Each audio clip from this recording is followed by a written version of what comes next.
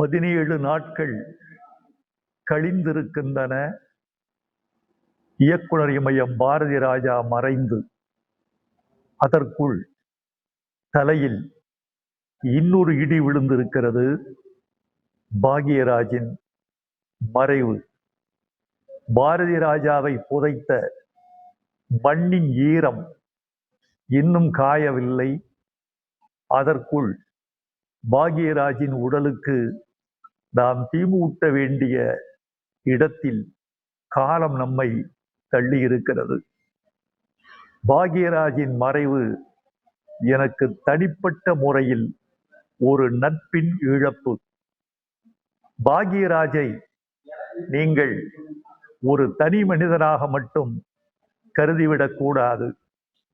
அவர் ஒரு பன்முக கலைஞர், கதாசிரியர், எழுத்தாளர், திரைக்கதை ஆசிரியர், இயக்குனர், இசையமைப்பாளர், முடிந்தால் ஒரு பாடலாசிரியர், நடிகர், இயக்குனர், தயாரிப்பாளர்.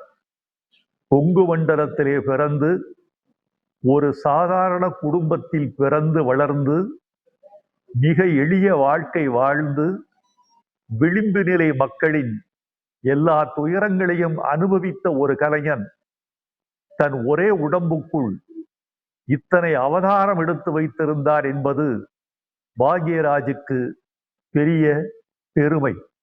இத்தனை திறமைகள் கொண்ட ஒரு கலைஞன் தமிழகத்தில், குறிப்பாக கொங்கு மண்டலத்தில் இன்னொருவன் தோன்றுவதற்கு எத்தனை ஆண்டுகளாகும் என்று நமக்கு தெரியாது.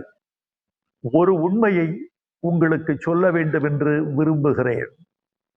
பாரதி ராஜா குருநாதர், பாக்யராஜ் சீடன். இந்த 2 பேருக்கும் உள்ள உறவு என்பது எத்தகையது என்பதை பல பேர் அறிந்திருக்க முடியாது. 16 வயதினிலே தொடங்கி வரிசையாக 5-6 வெற்றிகள், எல்லாம் வெள்ளி விழா படங்கள் பாரதி ராஜா தமிழ்நாட்டுக்கு வழங்கியதற்கு பாக்யராஜ் என்ற மூளைக்காரனின் உழைப்பு மிக மிக மிக முக்கியம் என்பதை திரையுலகம் அறிந்திருக்க வாய்ப்பில்லை. திரைக்கதை என்ற அளவில் மட்டுமல்லாமல் வசனம் என்ற அளவில் பாக்யராஜின் வசனம் மிக மிக புதுமையானது.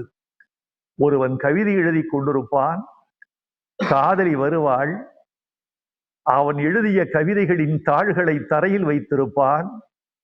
ஒரு மாடு கோமியம் பெய்யும், அது ஆறு மாதிரி வந்து அந்த கவிதைகளை எல்லாம் நனைத்துவிடும். அதற்காக மாட்டை சென்று அந்த கவிஞன் அடிப்பான். காதலி வருவாள், ஏன் மாட்டை அடிக்கிறாய் என்று கேட்பாள். இது அவருடைய திரைக்கதை. இந்த திரைக்கதைக்கு பிறகு ஒரு வசனம் வருகிறது. ஏன் அடிக்கிறாய் என்று கேட்டதற்கு அந்த கவிஞன் சொல்லுகிறான், என் கவிதைகளை எல்லாம் அழித்து விட்டது. காதலி கேட்பாள், நீ ஏன் அழிகிற மாதிரி எழுதுற? ஒரு எழுத்தாளன், கவிஞன் எழுதினால் அழிகிற கவிதை எழுதக்கூடாது, அழிகிற எழுத்து எழுதக்கூடாது என்பதை இப்படி ஒரு பாமர மொழியில் சொல்லி வைத்திருப்பார் பாக்யராஜ். வசனகர்த்தாவில் மிக உயர்ந்த எளிமையான, இயல்பான, அலங்காரம் இல்லாத, பழமொழிகள் இல்லாத, விடுகதைகள் இல்லாத, தெள்ளுதமிழ் இல்லாத, சங்கத்தமிழ் இல்லாத நடைமுறை வசனங்களை அவர் எழுதியிருப்பார். ஒரு பூக்காரி வாத்தியாருக்கு சொல்லி விடுறா, காதலி ஊரில் இருக்கிறாள், ஊரை விட்டு போகிறார், நீ விரைவில் வந்து திருமணம் முடித்துக்கொள் உன் காதலியை. அதற்கு பூக்காரி சொல்லுகிறாள். பூக்காரியின் மொழியை பயன்படுத்தி இருக்கிறார் பாக்யராஜ் புதிய வார்ப்புகளில்.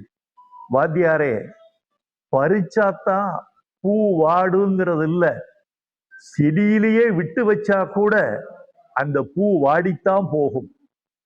உன் காதலி காத்திருந்தால் கூட சோர்ந்து போவாள், காலம் மாறிவிடும், அவள் வாடி விடுவாள் என்பதை ஒரு பூக்காரியின் மொழியில் எழுதி காட்டியிருப்பார் பாக்யராஜ். அவருக்கு நான் பல படங்களில் பாட்டு எழுதியிருக்கிறேன். முதல் படம் அந்த 7 நாட்கள், சின்ன வீடு, தாவணி கனவு, சுந்தர காண்டம், தூரல் நின்னு போச்சு, இப்படி பல படங்களில் எழுதியிருக்கிறேன். அவரிடம் பாட்டு எழுதுவது ஒரு சவால் எல்லா பாடலாசிரியருக்கும். ஏனென்றால் அவர் அந்த பாட்டுக்கு ஒரு பல்லவியை மனசுக்குள் ஏற்கனவே எழுதி வைத்திருப்பார்.